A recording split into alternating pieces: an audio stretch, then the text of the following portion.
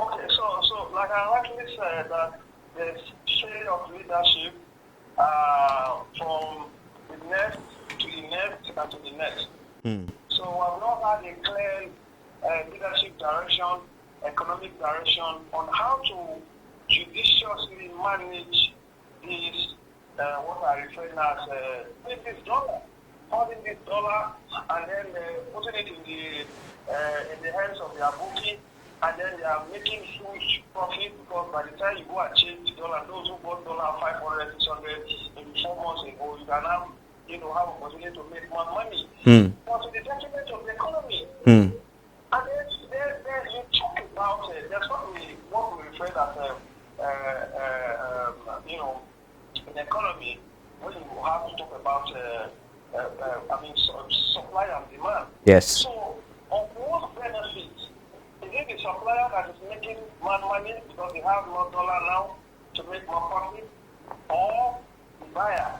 So there are distinctions here that the sources of supply and demand is suffering to the detriment of those holding the dollar because the policies of government has not been properly harnessed that will favor the ordinary Nigerian businessmen who are struggling to survive in Nigeria economy. All right. So there's a huge problem. Okay. Now let me ask you this question.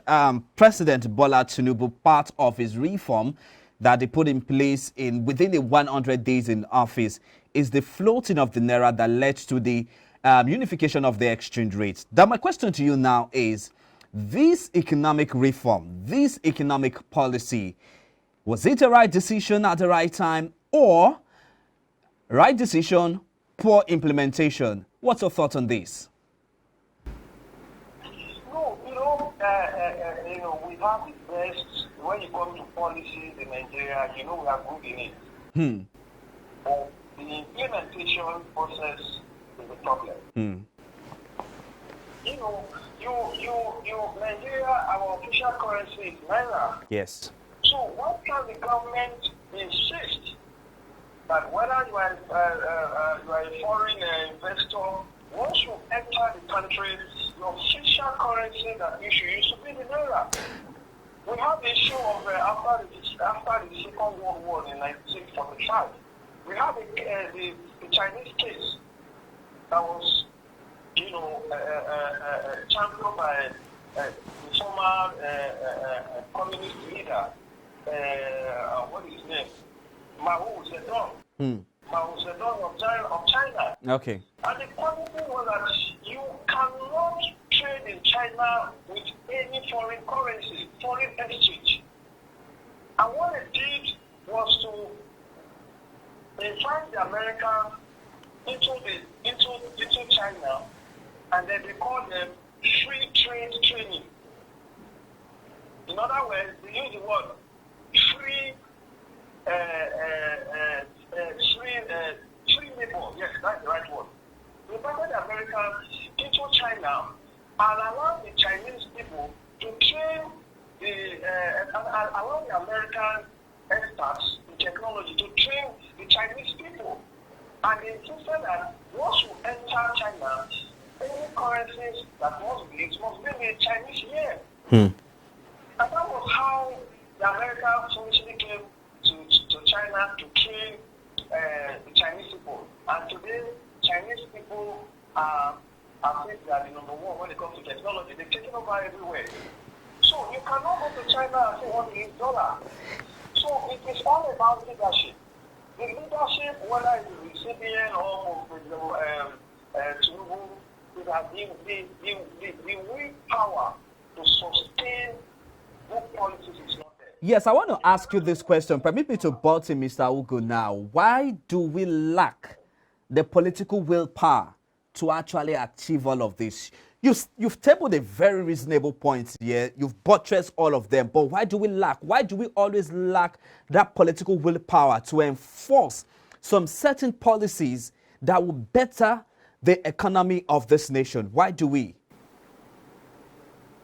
All these have political undertone. And I believe you understand it from that perspective. There's some political undertone, personal interest when policies are passed. So the only thing is that Nigeria is still yearning for leaders that are going to do sacrifice. This stabilizing of the dollar is very, very easy. Now, and that was why some of the senators, when they were screening the CBN governor, they were making clear that it is high time Nigerians should stop appointing bankers as CBN governor. That is, we should look for economists who understand global economy and who also understand the principle of free policy without an iota of distraction from any angle. Now, the free will or the willpower which government oftentimes is lacking, makes it very difficult for policy implementation. So you cannot have leaders who have personal interest and, in longer terms want to throw away the interest of the general public just to maintain their standards. All right. Okay, we need to... All right. All right, good. Now we need to go now. Time is really not our friend. I sincerely to apologize for the short time we have allotted to you for this interview. The big question now is, at what point will the Naira continue to gain its value in the foreign exchange market? And what should be the right process or the right measures being put in place by either the fiscal or the monetary authorities to ensure that Naira gains its value again? Your thoughts on this in 30 seconds as we wrap up now. No, I've said all this.